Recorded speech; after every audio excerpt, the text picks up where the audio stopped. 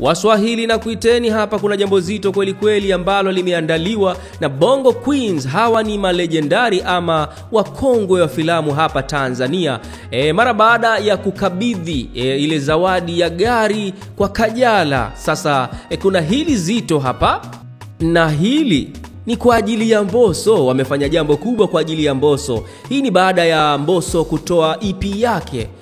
Baada ya kukaa muda mrefu bwana, jamani, watu wakakiuliza kwamba Mbosso atarudi lini. Sasa baada ya kurudi, watu wamepokea muziki wake vizuri, na watu wamepokea muziki wake kwa shauku kubwa kweli kweli, ikiwemo hawa Bongo Queens. Bwana Mbosso bwana, jana aliweza kuandaliwa tafrija ya pongezi ya kushangaza na mastaa wakubwa wa Bongo, ikiwemo Kajala, Irene Uwoya, Wolper Stylish na Auntie Ezekiel. Tukio hilo bwana lilifanyika kama ishara ya kumpongeza Mbosso kwa mafanikio ya EP yake mpya ya Room Number 3. Na katika maandalizi ya kuandaa hiyo hafla hawakumwambia Mbosso before. Ilikuwa ni kama surprise jamani, na ilikuwa kitu kikubwa sana kwa Mbosso. Hakutegemea kama wasanii wakubwa hawa wa Bongo Movie wangeweza kufanya kitu kikubwa kama hicho. Waigizaji hao bwana walikaa meza moja na Mbosso, walifurahia mziki wake na kuongea na kuonyesha upendo wa dhati, huku Irene Uwoya alichukua muda wake kuzungumzia mtazamo wake juu ya EP hiyo mpya, akisikika kusifia uimbaji wa Mbosso.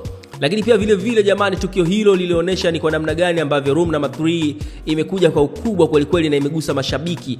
Na kubwa zaidi ni kwamba wasanii hao waliweza kumtunza Mbosso na kumpa zawadi kadhaa. Na hii ni love kubwa ambayo kimsingi bwana, hii inaonesha thamani ama valueness ya ile EP ya Mbosso iliyotoka jamani. Kila wimbo aliotunga Mbosso katika ile EP unatamba huko mitaani. Lakini wimbo wa taifa ambao tunaofahamu sisi kwa saa hii ni Power.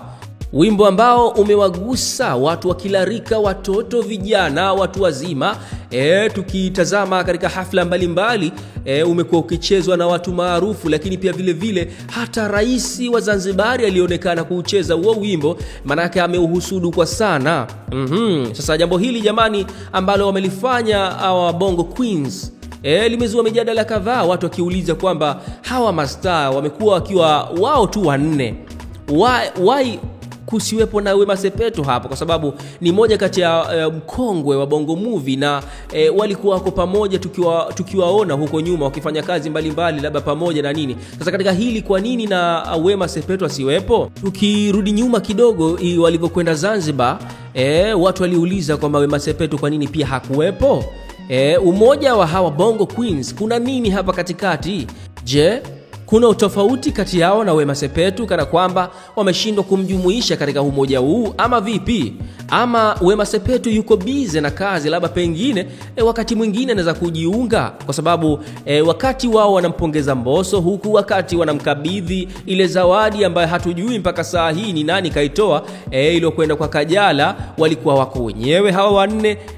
Na wakati huo Wema Sepetu kule anafanya challenge. Asubuhi leo ameonekana akifanya challenge ile ya kukimbia na magari, challenge ya Guna ile, huku akinadi CCM na nini. Sasa hapa katikati kama kuna jambo tutakuja kulifahamu, lakini mpaka saa hii bado hakijajulikana kwamba kwa nini hawawi pamoja na Wema Sepetu. Kikubwa jamani kilichofanyika ni hiyo pongezi ambayo wameonyesha love kubwa kwa Mbosso Khan. So we drop comment yako hapo bwana kuhusiana na hii love ambayo Bongo Queens wameonyesha kwa Mbosso Khan, na namna gani ambavyo waliweza kuipokea hiyo albamu yake ama EP yake ya Mbosso Khan Room Number 3. Bye bye, mimi ni Tom Swahili, na ili uendelee kuwa kwanza kupata habari zetu, usisahau kusubscribe, kulike na kucomment.